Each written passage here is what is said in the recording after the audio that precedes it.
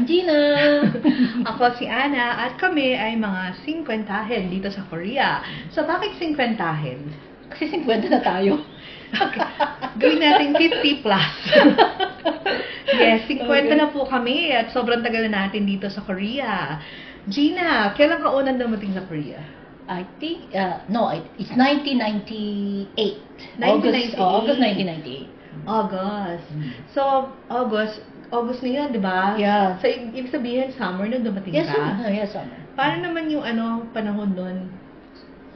Super init. Super init, parang But much init ngayon kaysa noon that time. Okay. So ako din, August din ako dumating. Pero mas na-late ako sa'yo. So 1998 ka, 2003 ako. So, ibig sabihin, 23 years na ako dito. Ikaw naman ay 28 years ka na dito.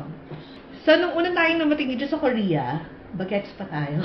Yes, I was 24 years old. Ako hindi ako masyadong bagets, no? 24, bagets pa. 24 ako na nag-graduate ako ng college, eh. Aray? Yeah. 7 years ako sa college. Secret. 24 years Tagal sa old. college, Oh. 7 years. Really? Are you joking? Mahabang story. Okay, you can tell me later. Pero 28 years old ako nung nagpunta ako ng Korea. Oh, okay. I was Okay. 24. So, unang-una, ano yung, sabi mo bagets pa tayo doon, 24 ka pa lang. And kagagaling mo ng Pilipinas, kumusta naman yung Korean language mo nun? Zero. Zero? Yeah. All I know is annyeonghaseyo. Annyeonghaseyo. Aside from that, wala. Wala kang kaalam. Wala. As in. Marunong magbasa nun? No. No!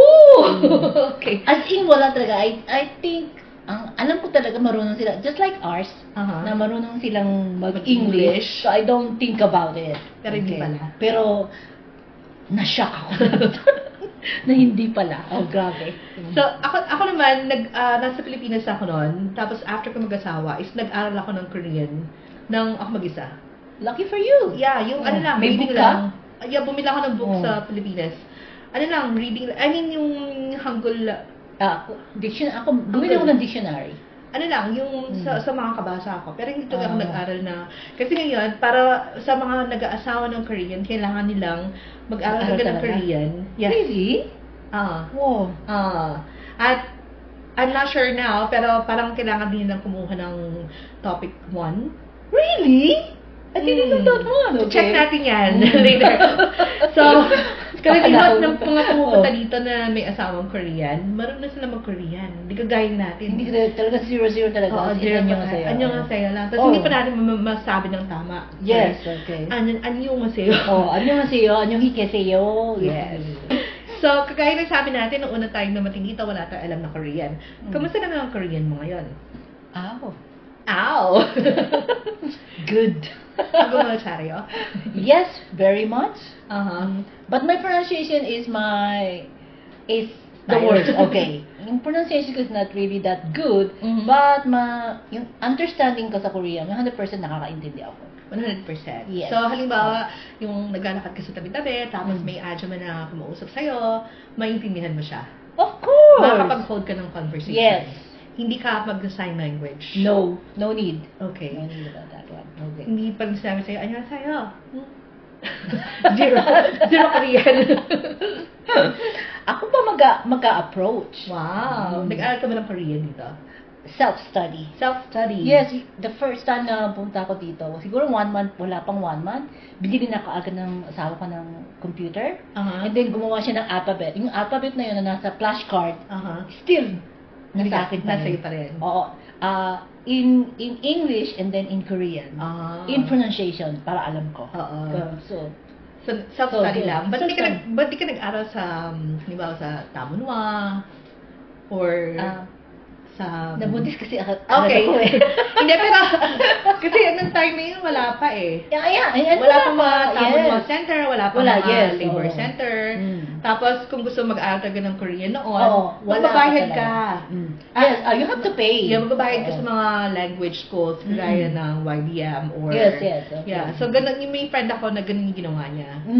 Pero ang galing-galing yung mag-Korean. So, that's what kasi. yeah. Sa akin naman, hindi ako nag-aral ng Korean. Hanggang ngayon hindi ako nag-aral. Pero I can hold conversations. Hindi nga lang kasing fluent mo. Fluid ba ako? Yeah. Pero fluent ka eh. Di ba Yes, nakapanood ka na, I mean, you can watch the drama and Without naiintindihan dubbing. mo. Yes. Without dubbing, without subtitle. Yeah. Oh. Ako, may mga drama na hindi ko mapanood nang walang subtitle. Buti nga ngayon lahat meron ng subtitles. Subtitle. Unless yung chincha talaga naman grabe. As in, Korean lang talaga. Oo, Korean lang talaga. Pero, I don't know. I have the habit of madali ko siya maintindihan. Oo. Without anything of just Korean lang. Kasi nasanay ka siguro na wala kang translation. Yes. Wala kang translator. Ako may translator wala. ako, yung asawa ko translator ko. Tapos kahit ngayon, as in, ita-translate niya pa, sasabihin niya talaga sa akin in English. Pag sinabi ko sa kanya, tell it to me in Korean. At least magaling mag-English yung asawa. May asawa ko, konti lang talaga yun. Limit lang yung English na. Kasi di ba, we use the what do you call that? Yung sanggit처럼. Just like, Chonja Sajon. Okay, yes. electronic dictionary. Yes. And then it disappeared after a year yata, nawala yun.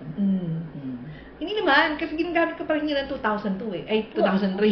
Wala Pero na, wala na ginamit. yan. Hindi na masyado. You mean nung after a year, hindi mo na kailangan gamitin. Yes. Kasi marami ka na natutunang Korean. Every day, I speak Korean with my in-laws, with my... Yes, which is very helpful. Kung gusto mo talaga matutunan Korean, kailangan na-expose mo sa sarili. Yes. Na-expose naman ako. Pero karaniwan ng mga makikita ko dito, nakita ng foreigner ako, ay, kasabi ng English to. Ngayon na lang. Kasi that time, wala pang gaanong talagang marunong mag-English. Kasi yung mga kilala ko dito, marunong sila mag-English. Nagkataon siguro. Nagkataon. Because in our tone, sa town namin, wala. Kasi puro, mostly, matatanda na sila. Yun ang pagkakaiba na. Kasi yung mga nakilala ko mga Korean dito, halos kasing edad ko. See? So, marunong sila mag-English. Meron pa nga isang mom dito na nakilala, ano siya eh. As in, master siya sa US. See?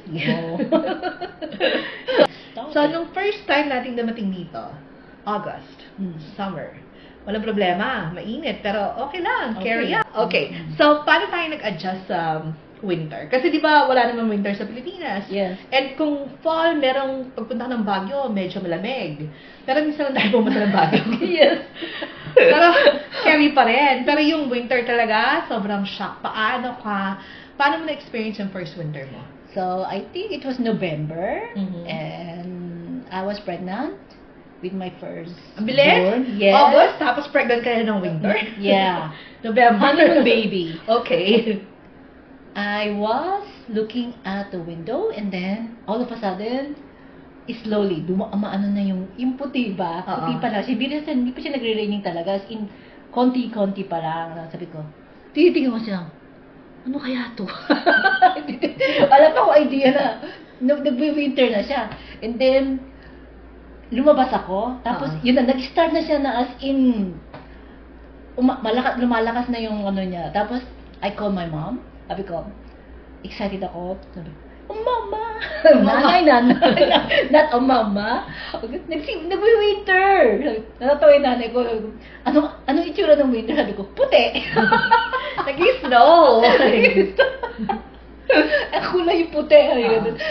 Tapos sabi niya, malakas. Malakas. Grabe. Kasi puti na yung kalye. Ganun. Yun ang experience ko na first time in my life na makakita ko ng snow. And I never thought that I will hate it after a few years. Okay. Pero kasi yung damit. So, winter. Paano ka nagdamit noon? Yung suot, mga ng biyanan ko. Mga suot ng biyanan mo. Binigay nila sa akin. But binili nila ng asawa ko ng yung medyo makapal. After that, super lucky. Kasi payat pa ako nun eh. Sasa. Sasa is? 44! 44. Okay, size 44. Nakita ko nga yung picture mo eh, mukha kang Korean. Where? What picture is that? Unang dating mo. Yeah. Ako naman, parang December 6 ako bumili ng first winter jacket ko. So, December na din ha? December 7 kasi birthday ko. So, November 1st yun ang... November, suot ko lang yung jacket ng may mga jacket yung asawa ko. Oo, now. Kasi gusto ko yung style ng panglalaking jacket. So, yun yung mga sinusuot ko before. And Naalala then, ko pa yung December, yung first color winter eh. jacket. What color? Yung first winter jacket ko? Yes. Beige. Jacket, maroon. Naalala ko pa, pero I don't, tinapo ko na yata. Binili ko yun, sa eh. Dongdaemun. Oo. Tapos, I think mga 15 years ko rin sinuot.